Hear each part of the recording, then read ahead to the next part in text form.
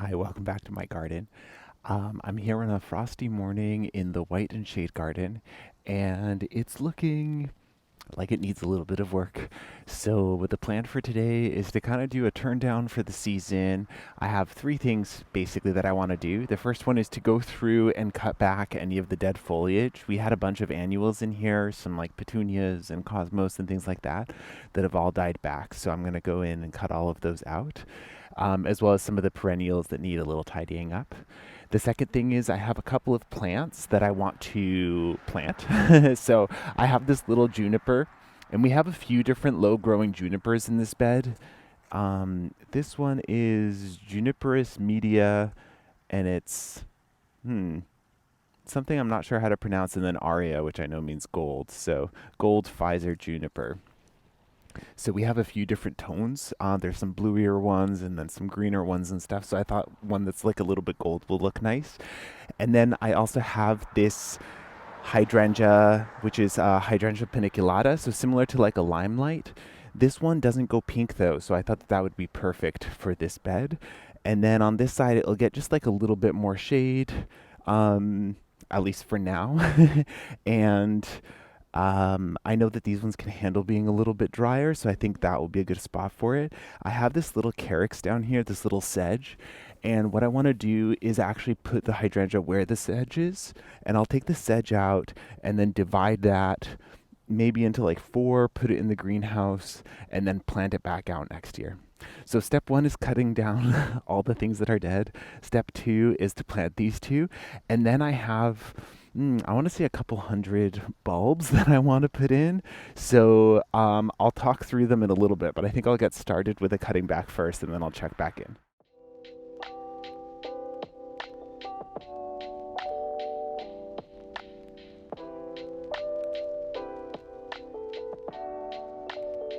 Right. So phase one and two are complete. I cleaned out kind of basically everything that was dead.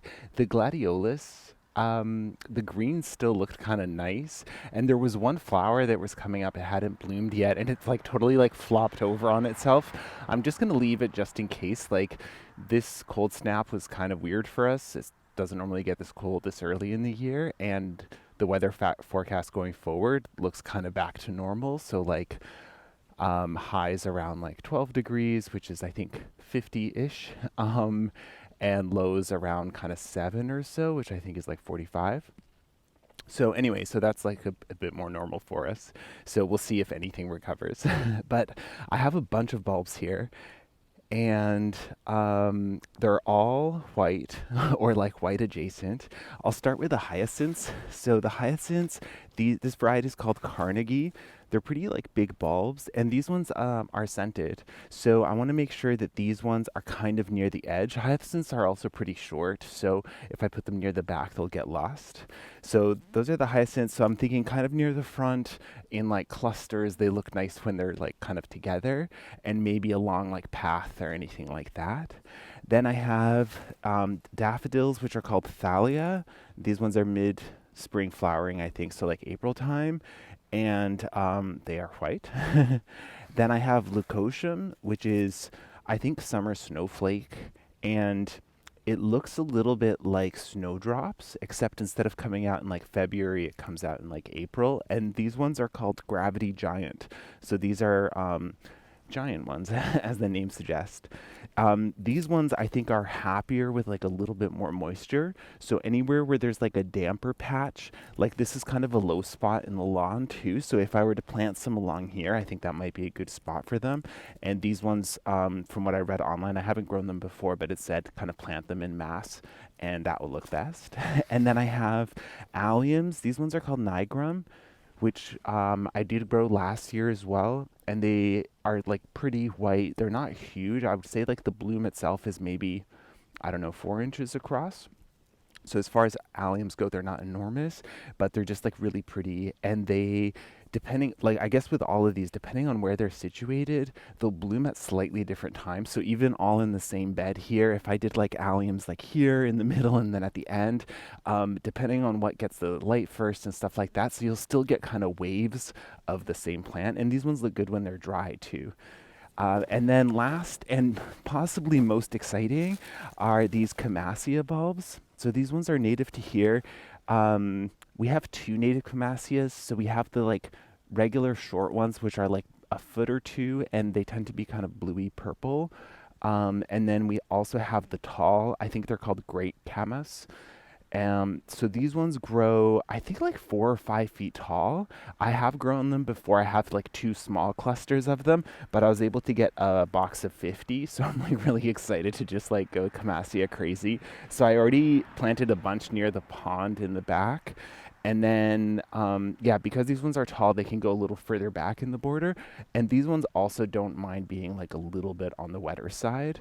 Not like boggy, but like, yeah, they won't like hate you as much as like a tulip would or something.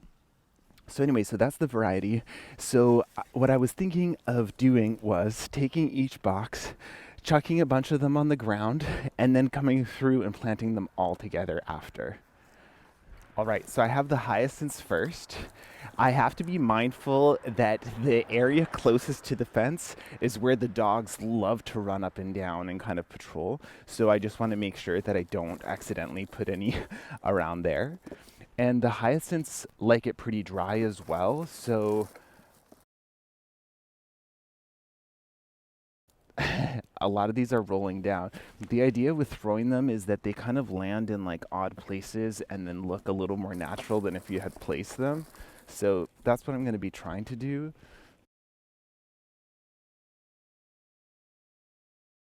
And with these ones, I wasn't necessarily going to do a little cluster. It was more just kind of like spreading them out because I thought that they'd be nice, kind of like dotted along the edge.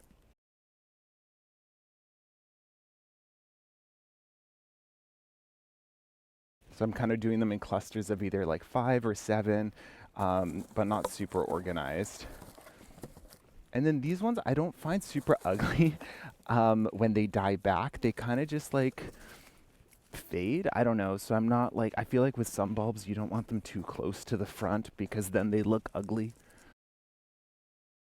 Awesome. So that's the hyacinths. And then I've saved 3 because I want to plant some where we have the stumpery garden where we're building that, but we're not quite ready yet because we have to take a tree down that's right there and I don't want them to get trampled on. So I'm just going to hold on to those.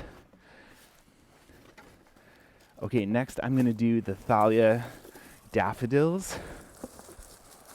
And I think I'm going to do them kind of similar, like a little bit of a cluster, but still kind of spread out as well. And I already have some Thalia daffodils in here, so I'm not super worried.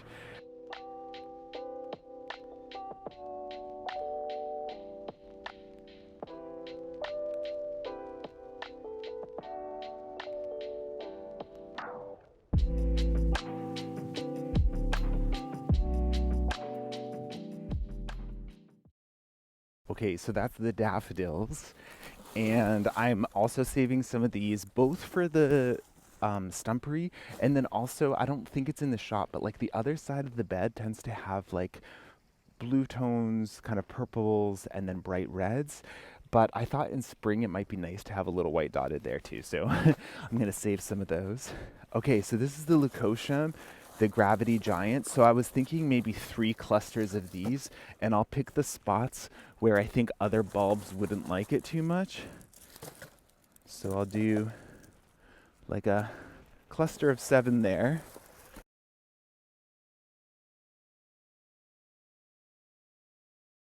I'll do 5 in the middle. And then I have some like lupins and stuff over here, so I thought maybe kind of interspersed with those a little bit. Not that it's like wet here, but wetter. And then maybe a few down here, just at the start of the stumpery. They should be safe. And I don't want to miss those ones because there's actually like leaves covering the ground everywhere. All right, and then the alliums, which I think also like it kind of dry and sunny. I like the idea of putting alliums near hydrangeas because not that they look the same, but there is something kind of similar about them, about the blooms or like the bloom shape. So I feel like that it'll be like the alliums and then the hydrangea will come and take over after. These ones don't want to stay.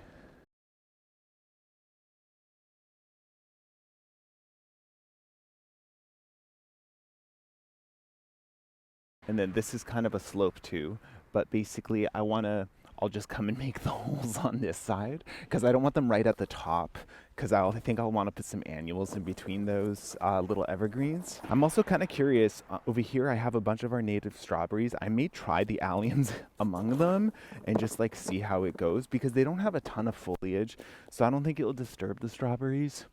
And we're not like growing these ones for food anyway, so we'll see. I'm gonna put some down here with those leucotiums as well. Make a little cluster. All right, and I am gonna save the last ones of these as well.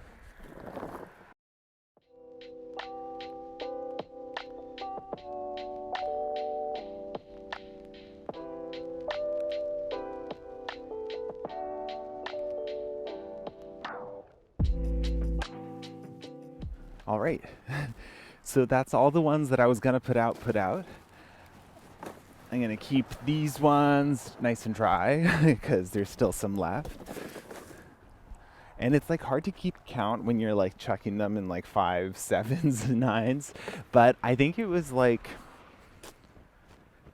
I don't know, at least 100, 150. It's kind of hard to say. All right, so now I'm gonna switch and go through and basically just dig a hole for each one. Generally, you want like 2 bulb heights above the bulb. So I think that this is 6 inches. So as long as this goes down about 6 inches, that should be appropriate for most of them. If something looks a little bit bigger, I might just go a little bit deeper, but that's basically what I'm gonna do. I'm gonna do the same for everything.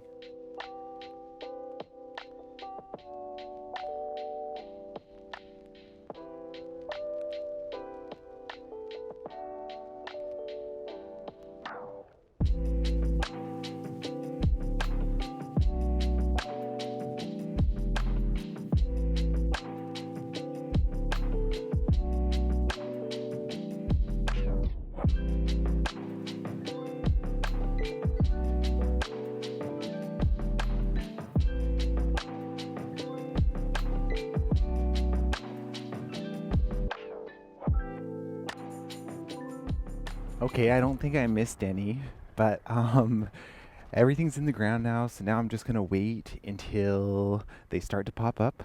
Not really much else to do.